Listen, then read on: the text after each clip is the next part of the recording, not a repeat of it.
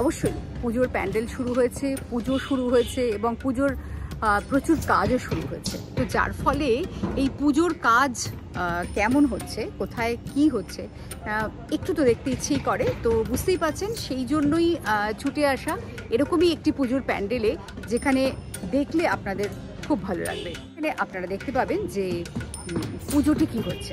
আসুন চলুন দেখে নিই পুজোর প্যান্ডেলটি। হাতে গোনা মাত্র আর কটা দিন, আর তার মধ্যে খুব তৎপরভাবে সমস্ত শিল্পীরা কাজ করে চলেছেন এবং শিল্পীদের যারা কর্মী রয়েছেন তারাও খুব তাড়াতাড়ি চেষ্টা করছেন যেভাবেই হোক পুজোর আগেই তাদের নিজেদের কাজ সম্পন্ন করতে। সেটা মৃৎশিল্পী যারা রয়েছেন তাদের কাজ, অথবা বলতে পারেন যারা থিমের কাজ করছেন তারা। এই পুজোটিতে একটা খুব সুন্দর বৈশিষ্ট্য রয়েছে, সেটা হলো যে এখানেই প্রতিমা তৈরি হয়, এখানেই থিম হয় এবং সবটা একসঙ্গে। এই থিমটি খুবই সুন্দর, আমরা শুনবো শিল্পীর মুখ থেকে। তবে তার আগে দেখি কি সুন্দর নৌকো তৈরি হয়েছে, বজরার মতন দড়ি দিয়ে তৈরি হয়েছে এই সমস্ত নৌকো, এবং তার সঙ্গে মাছের জালগুলো ব্যবহার করা হয়েছে। যে মাছের জাল জলের মধ্যে মাছ ধরতে ব্যবহার করা হয়, সেই মাছের জাল যেভাবে তৈরি হয় ঠিক সেভাবেই রয়েছে। লাল, সবুজ, নীল, কমলা যে সমস্ত জিনিসগুলো জলে ভেসে থাকে সেভাবেই দেখা যাচ্ছে।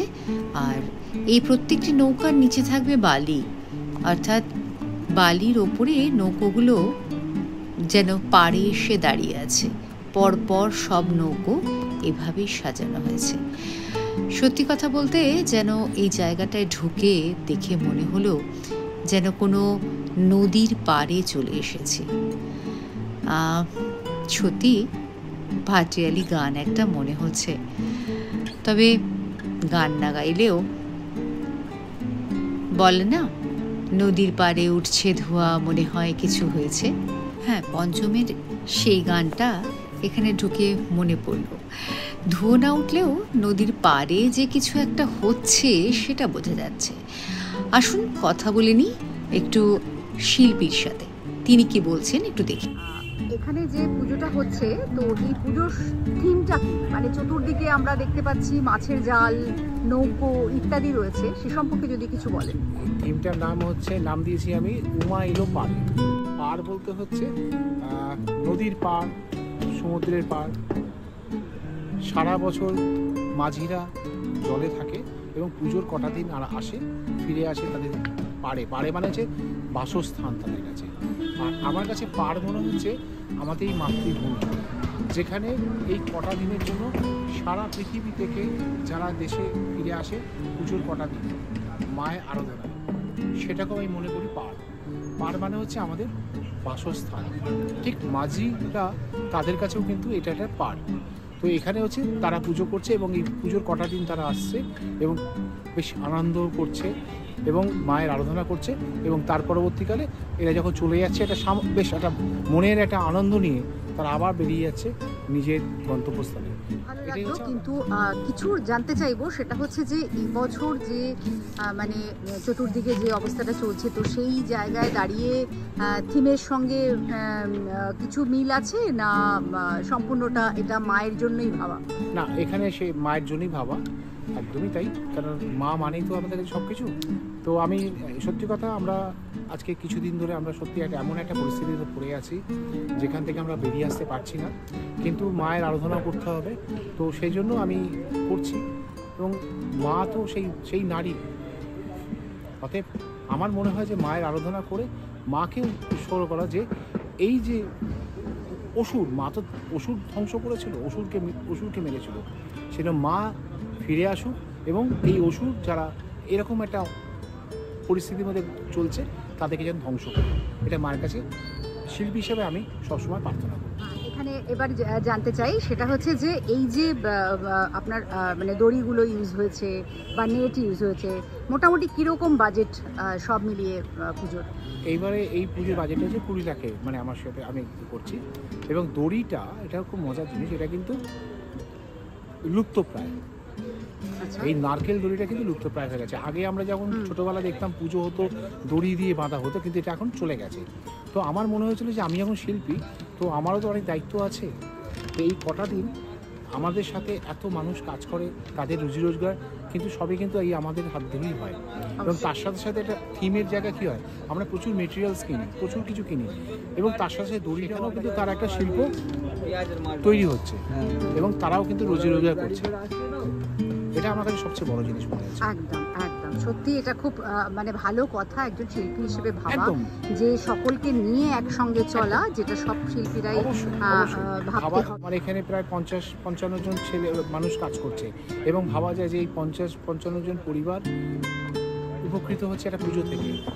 এটাই তো সবচেয়ে বড় জিনিস। অবশ্যই অবশ্যই। মায়ের চক্ষুদান যখন করো সেই সময় তোমার ফিলিংসটা যদি একটু বলো।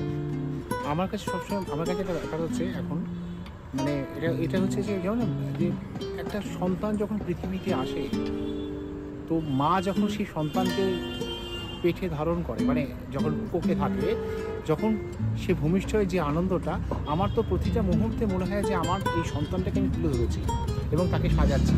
এবং মায়ের যখন প্রথম চোখটা আঁকা হয়, তখন মনে হয় যেন আমার কাছে সবচেয়ে মনে হয় বিশাল বড় পাওনা, যে এতদিন ধরে এত কষ্ট করে মাকে আমি আমার মতো করে সাজাতে পেরেছি। এটাই সবচেয়ে বড় জিনিস। মানে ঢাকুরিয়া শহীদনগরে এই যে পুজো প্যান্ডেলটি আপনারা দেখলেন, বুঝতেই পারছেন যে কি করা হয়েছে, শিল্পীর মুখে সবটাই শুনলেন। আশা করি আমাদের সমস্ত রকম প্রতিকূলতা আমরা কাটিয়ে উঠতে পারবো, আমাদের বিচার আমরা পাবো মায়ের কাছ থেকে, এবং মা যখন আসছেন তখন নিশ্চয়ই সব বিচার তিনিই করবেন।